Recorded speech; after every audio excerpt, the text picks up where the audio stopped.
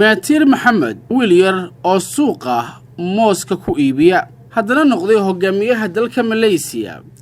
waa qisada dhabta ee nolosha halyeygan muslimka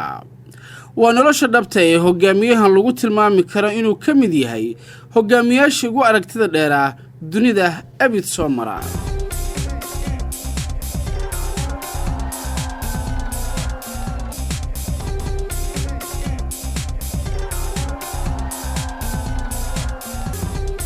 dalka Malaysia waa dal dhul ahaan aan aad u weynayn masaaxada dalkaasi waxa lagu tilmaamaa 320,000 oo kiiloomitir oo laba jibaaran tirada dadka Malaysiana waxay dhan yihiin 27 milyan sanadkii 1981 ka hor waxay ahaayeen dadka Malaysia dad aad ugu hooseeya dhanka nolosha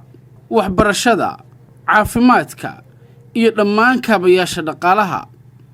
waxaana lagu tilmaami jiray dadka kaynta maadaama ay ku noolayeen kaymaha kana shaqaysan jireen samaynta xabagta wakoolade beerashada mooska iyo cananaaska celcelis ahaan dhaqaalaha sanadlaha ah ee soo gala qofka Malaysiyaanka waxa uu ka hooseeyo $1,000 sanadkiiba waxa xilligaas soconayay colaad ku salaysan diimo oo u dhaxaysa ilaa iyo 18 diimood oo ka jiray dalkaas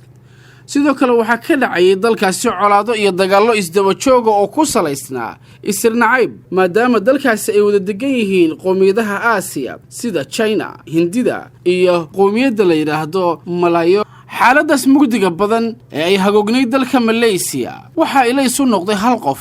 oo waliba ka soo jeeda qoys danyar ah waa Dr. Maatir bin Maxamed ra'iisul wasaarihii hore ee dalka Malaysia haddaba waa qof noocee ah ayuu ahaa Maatir bin Maxamed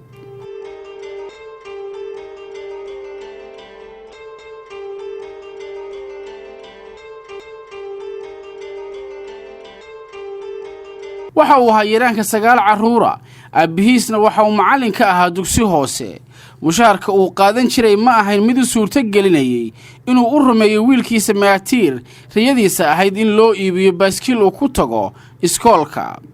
maadaama uu u gudbay dugsiga sare dhaqaale xumida haysay qoyska Maatir waxay ku kaliftay inuu waqtigiisa u kala qaybiyo 2 waqti uu waxbarto iyo waqti uu iibiyo mooska iyo macmacaanka uuna ka iibinayay shaariicada magaalada dadaal badan kadib waxa uu suurto gashay Maatir inuu ku biiro kulliyadda lagu magacaabi jiray kulliyadda Boqor Edwardo ee culuumta caafimaadka ee ku taalay Singapore haddana waxay noqotay jaamacadda ummadda ee Singapore intii jaamacadda dhiganayay waxa uu caan ka ahaa ardada dhigata kulliyadiisa maadaama uu ku firfircoonaa qorista faallooyinka caafimaadka waxbarashada iyo horumarinta bulshada waxa uu madax u noqday ururka ardada muslimiinta ee wax ka bartay kulliyadda Boqor Edwardo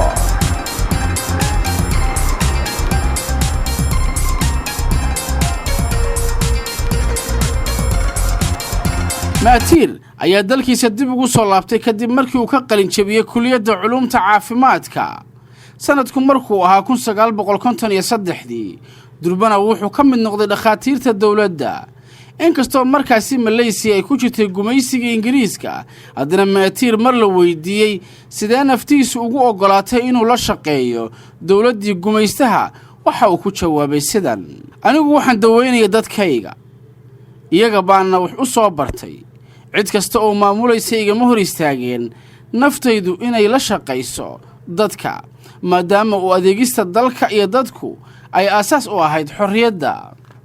kadib markay hanteen dadka Malaysia xornimada waxa uu Maatir furtay xarun caafimaad oo u gaar ahayd xaruntaasna wuxuu si lacag la'aan ah oo adeeg caafimaad ugu fidin jiray dadka aan awood dhaqaale u lahayn adeegyada caafimaadka magaca iyo maamuuska Maatir ayaa waqti yar ku faafay dhammaan deegaanka Kota Zitar oo ah gobolka uu ku nool yahay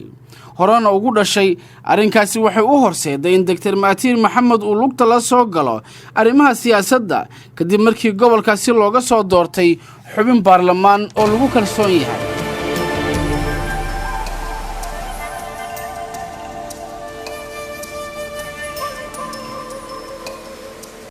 haddaba maadaama siyaasaddu ay tahay mid israrag badan oo aan kala saarin dadka wanaagsan iyo dadka kale, waxaa sanadii 1969 laga xayuubiyey xilkii xildhibaannimo Dr. Mahathir bin Mohamad kadib markii uu jeediyey baaq dhaleecayna oo ku aadanaa ra'iisul wasaarihii waqtigaasi talada hayay oo la oran jiray Tinko Cabdiraxmaan oo Mahathir uu ku tilmaamay inuu ku fashilmay talada dalka maadaama uu danta guud ee dalka ka hormarinayay danta qoomiyadda Chinaha ee ku dhaqan dalka Malaysia. baaqan oo muran badan dhaliyay ayaa sabab u noqday in Mahathir laga xayuubiyo xubinimada golaha baarlamaanka ee Malaysia, sidoo kale isna wuxuu iska casilay xubinimadii xisbiga.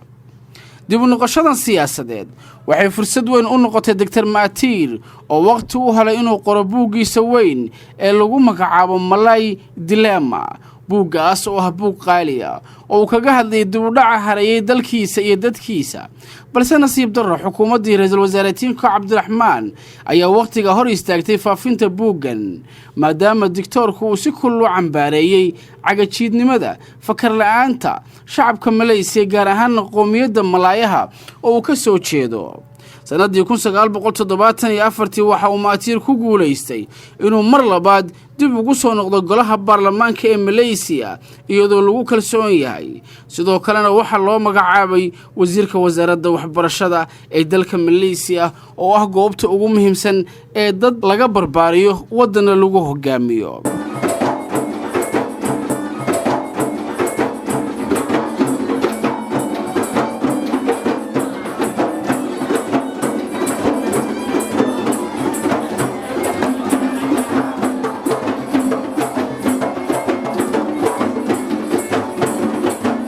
guulihii uu ka soo hooyay waxbarashada dalka Malaysia waxay kordhisay dhibcihii imtixaankiisa hogaaminimo ee hortaalay iyadoo sanadii 1978 loo magacaabay inuu kaaliyo u noqdo ra'iisul wasaarihii dalkaasi Mr. Hussein.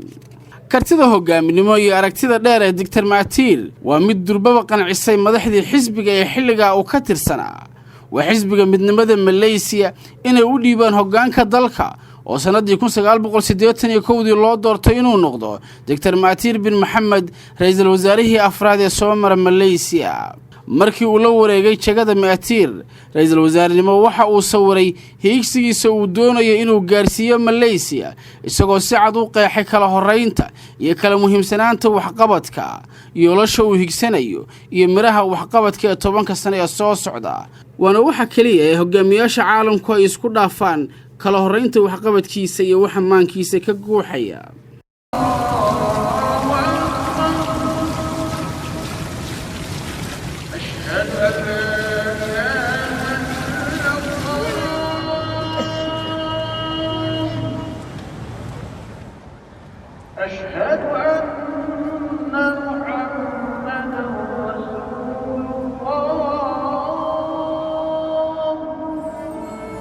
tallaabada labaad waxa uu ka dhigtay ra'iisul wasaare Mahathir bin Mohamad in la mideeyo dhammaan qaybaha shacab weynaha Malaysia ee ku kala duwan dhanka isirka dhaqanka iyo diinta, waana midda u sahashay sharafta iyo sumcadda uu maanta u ku leeyahay dunida iyo halka maanta uu gaarsiiyay dalka Malaysia.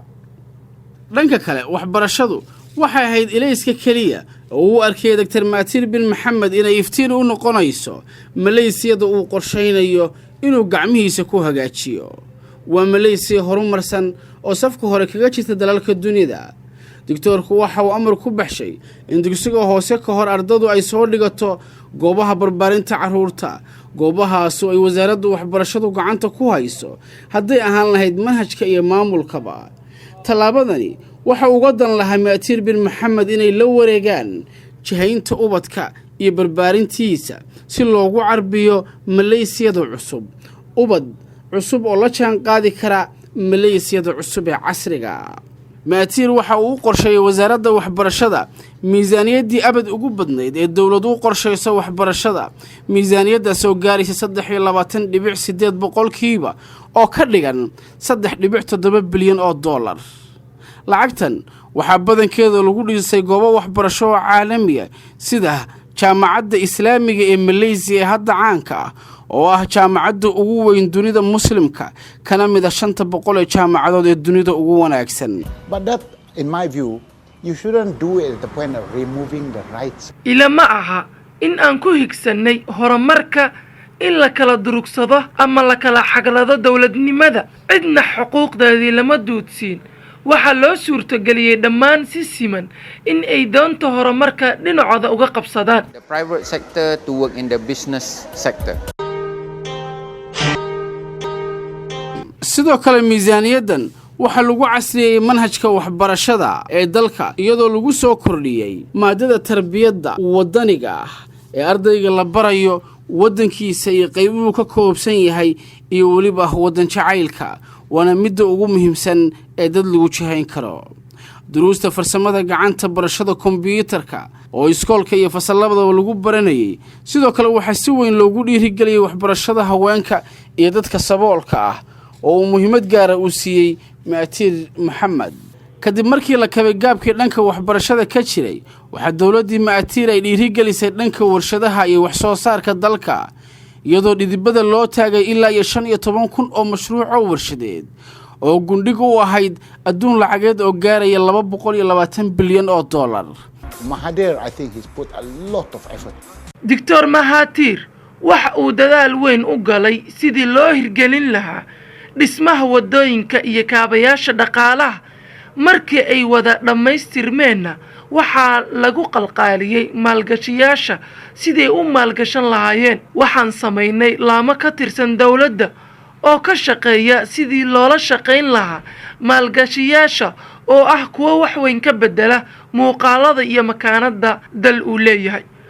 waxaan filayaa sababta ay dalal badan u hormari la yihiin waa sida aysan ahmiyadda u siin kaabayaasha dhaqaalaha talaabooyinkaasi iyo kuwa kale oo ay barbar socotay shaqo hufnaan iyo daacadnimo waxay keentay inay barbar socdaan shacabka Malaysia hogaamiyahooda aragtida dheer iyadoo iftiinka horumarkuna oo maalinba maalinta ka dambaysa oo ku sii baahayay dalka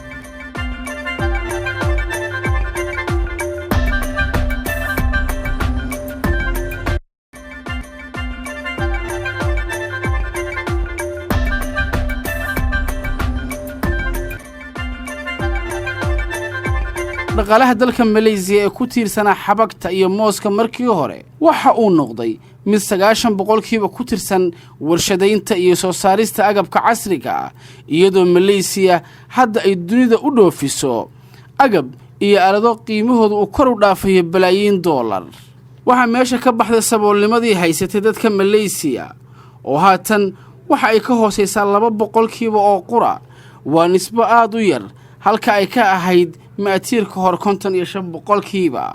waa hubaal in wax weyn uu soo kordhiyay oo Malaysia uu ku daray wadamada dunida ugu horeeya sidoo kale waxa kordhay dakhliga dadka Malaysia oo haatan waxa soo galay celcelis ahaan qofkii sanadkii lacag kor u dhaafaysa 10,000 oo dollar halka sanadku markuu ahaa 1975 ay soo gali jirtay qofkii lacag dhan $1,000 sanadkii 2003 wuxuu go'aansaday Dr. Maatir bin Maxamed ra'iisul wasaarihii hore ee dalka Malaysia inuu jagada ra'iisul wasaarenimo uu ka dego iyadoo dadweynaha wadankaasi ay aad u jecel yihiin ayna doonayeen inta cimrigiisa ka dhiman in Maatir uu sii ahaado hogaamiye aan la taaban oo lagu kalsoon yahay dalka Malaysia laakiin taas waa uu diiday waxaana uu ku macnayay inuu jagadaasi uu ka dego inuu dib ugu celiyo dadka si ay halkaasi uga sii ambaqaadeen geediga horumarka maadaama uu talada dalka uu soo hayay muddo dhan 20 sano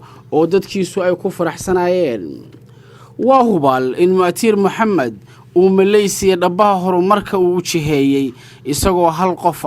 waxaana uu mudnaanta uu siiyay shacabka oo uu kalsooni badan uu ka raadiyay isagoo qorshayaashiisa waxqabadka u bandhigay dadna sanad kadibna dadweynuhu ay taasi ay ku taageereen waxa uu lahaa fikrado aad u tiro badan oo dhanka horumarka uu ku jihayn jiray waxa uu leeyahay ilaa 21,000 oo halkudhig oo kulligood ka wada hadlaya isku duubnida shacabka iyo kor u qaadista dhaqaalaha Maatir Maxamed waxa uu baal dahab ka galay hogaamiyaashii dunida ugu saameynta badnaa ugu soo jiidashada badnaa shacabka ugu waxqabadka wanaagsanaa waa hubaal in uu dalkiisa u hiiliyey ubadka soo koraya. waxaa sidoo kale xilka markuu ka digay uu sheegay in dalkiisu u baahan yahay aragti iyo maskax curdin ah, inkastoo qorshaha dawladdu ay ku shaqayn lahayd uuba sii diyaariyey ilaa iyo sanadda 2020 oo aan xilligan bala gaarin, uuna ahaa qorshe qoran oo ay dejiyeen khubaro u dhalatay dalka Malaysia. arrimahan oo dhan Mahathir bin Mohamad ma gaarin keligiis, laakiin waxa uu kaashaday shacabkiisa oo markii ugu horeysay uu kalsooni uu ka keensaday. Mahathir bin Mohamad hadda waxa uu ku nool yahay dalka Malaysia isagoo maqaam sare ka leh dalkaasi.